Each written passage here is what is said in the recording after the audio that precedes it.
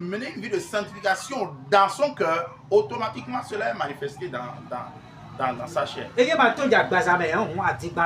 Donc si ce qu'il vit dans son esprit, dans son corps, dans son cœur n'est pas manifesté dans la chair, donc celui-là est menteur. Pour comprendre autrement, c'est ceci.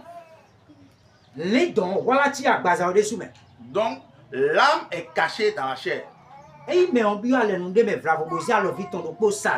Donc si la personne rentre dans une alliance, il vend juste un de ses doigts, ce qui veut dire qu'il a vendu son âme à Satan.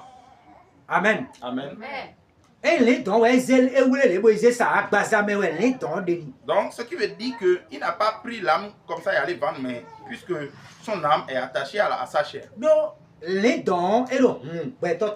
Donc parce que son âme repose dans la chair. Donc si le corps de ce dernier pêche, c'est la preuve que son âme est en train de pécher. Donc s'il pêche comme ça, sa fin sera dans la géhenne.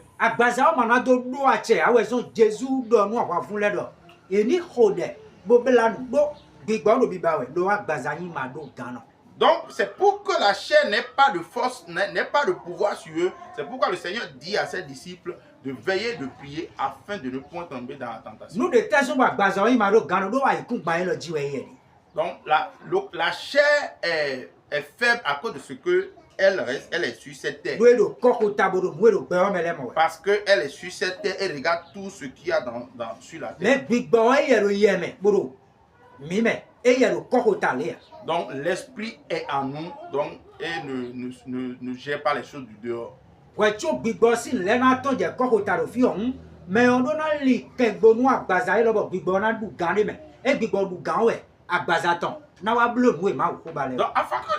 avant que l'esprit ne se manifeste physiquement comme ça, cela voudra dire que la personne aura d'abord crucifié, tué la chair, afin qu'on voit les œuvres de son esprit manifestées dans sa chair. Amen. Amen.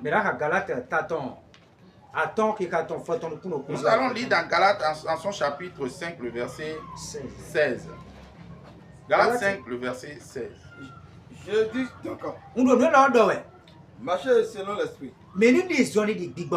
Et vous n'accomplirez point les désirs de la chair.